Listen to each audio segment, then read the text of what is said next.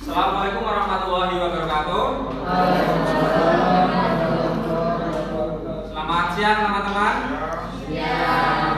Yang kami hormati Bu Sri Tani dan teman-teman yang saya banggakan, untuk pertemuan pada siang hari ini di mata kuliah pemahaman tentang peserta didik dan pembelajarannya, kita dari kelompok 1 akan mempresentasikan tentang konsep dan teori belajar.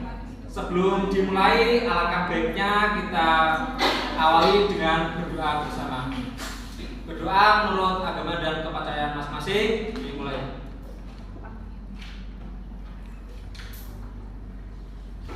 Amin. Terima kasih.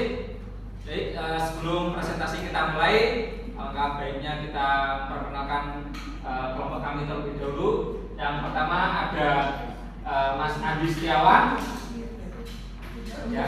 Kemudian ada Agustina Risnawati, kemudian ada Andi Apriliana, maaf. Kemudian ada Damayanti Purnama Putri, kemudian ada Alia Rahmawati, dan saya sendiri Alan Nurmufti. Baik, untuk perumusan masalahnya kita topik apa saja yang akan kita pelajari, yaitu apa yang dimaksud dengan belajar, kemudian bagaimana belajar dilihat dari beberapa sudut pandang, ada behavioristik, sosial kognitivistik, dan konstruktivis. Kemudian apa saja motivasi belajar, kemudian bagaimana paradigma personal peserta didik. Baik, untuk memasuki materi yang pertama, yaitu akan disampaikan oleh Mbak Damayanti. Waktu dan tempat kami persilakan. Baik, saya akan menjelaskan apa itu pengertian belajar. Belajar merupakan proses kegiatan inti dalam penyelenggaraan pendidikan. Baik, secara garis besar dapat dimaknai sebagai bentuk edukasi yang menjalin interaksi antara pendidik dengan peserta didik. Adapun yang dimaksud dengan interaksi adalah berupa kesadaran antara kedua belah pihak. Dari segi keilmuan, belajar dapat didefinisikan sebagai usaha sadar dalam mengubah tingkah laku yang bersifat positif dan ke arah. Oke, pada pemaparan kedua ini saya akan menjelaskan tentang teori kognitivistik. Oke. Teori belajar kognitif memandang bahwa tingkah laku seseorang ditentukan oleh persepsi setelah pemahamannya tentang situasi yang berhubungan dengan tujuan belajar. Lebih lanjut, teori kognitif garis besarnya adalah tentang berpikir dan berkenalan. Untuk implikasinya dalam pembelajaran, contohlah dalam pembelajaran tingkat dasar SPDP. Seorang anak yang awalnya suka menggambar tapi masih absurd tentang warna, mereka disuruh menggambar tapi masih belum bisa memadukan warna. Jadi antara jalan dan ban, warnanya pasti hitam, jadi nggak kelihatan ngeblur.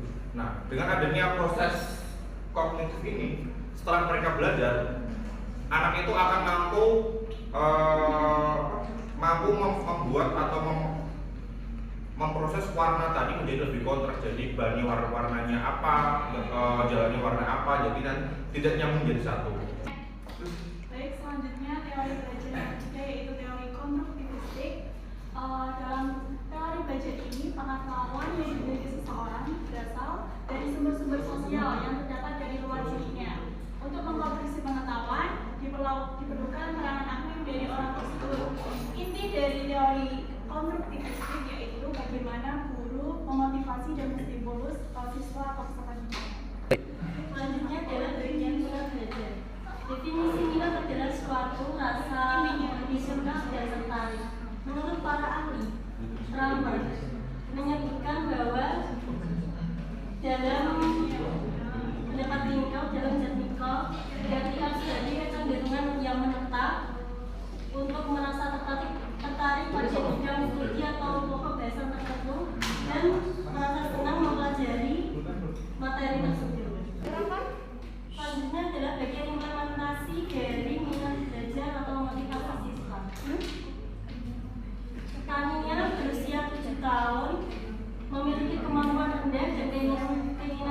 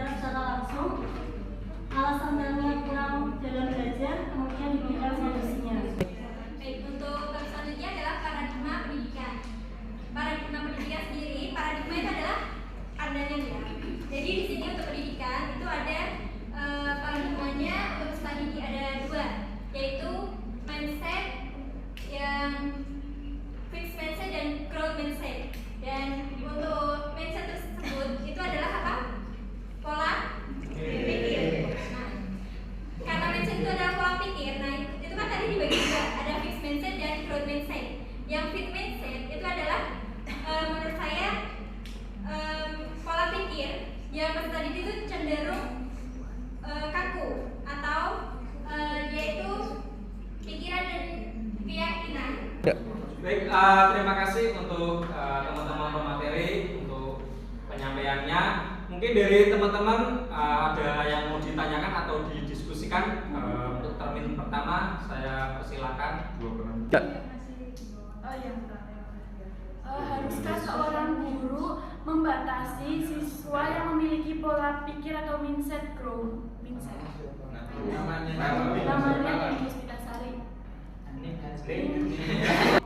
Nama Dewi Ikroma. Saya mau menanyakan tentang apa teori yang cocok untuk diimplementasikan di desa yang tertinggal.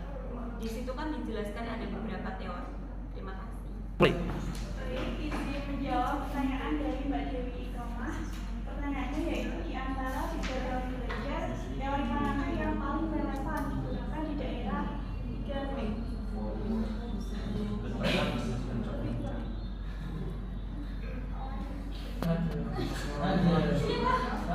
Jadi menurut kelompok kami, teori yang dapat diterapkan di daerah tertinggal yaitu teori behavioristik. Karena di daerah tertinggal sarana dan prasarananya itu belum memadai sehingga pembelajaran akan lebih baik dipusatkan kepada guru. Guru dapat memotivasi dan menstimulus kebiasaan-kebiasaan baik sehingga gaya belajar siswa tersebut menjadi lebih baik dalam setiap pembelajaran. Oke, izinkan saya menjawab pertanyaan dari Dewi Puspitasari. Pertanyaannya, apakah boleh seorang guru membatasi pemikiran siswa yang terlalu luas? Nah, untuk menjawab pertanyaan ini saya perlu untuk lebih spesifik lagi. Luas dalam artian pemikiran seperti apa dulu? Anda punya masalah atau siswanya berpikiran seperti apa? Nanti saya bisa jawab. Luas dalam artian apa?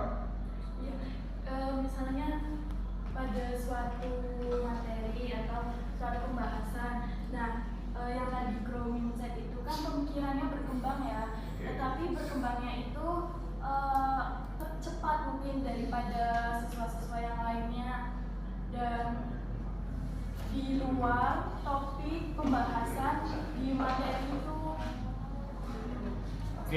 Oke. Saya akan mencoba menjawab dari ini pengalaman dari literasi yang saya baca. Oke, berarti berkembang dia melebihi pemahaman yang harusnya dia terima. Mungkin ini banyak semua yang sudah mengajar mungkin sudah pernah merasakan juga. Contoh dalam pembelajaran keluar batas, contoh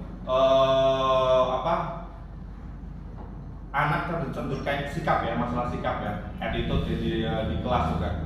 Siswa kan ya era sekarang ini, baik kelas rendah maupun kelas tinggi, kan, siswanya itu kan polanya sudah berbeda dengan zaman kita kan, eranya sudah berbeda.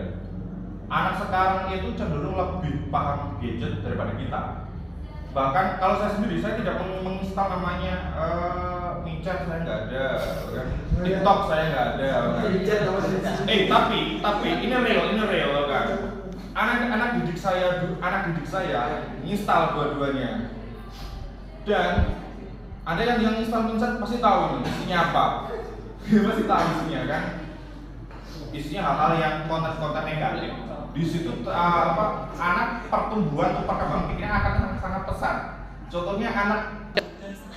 Baik, terima kasih teman-teman untuk pertanyaan dan jawaban dari para pemateri.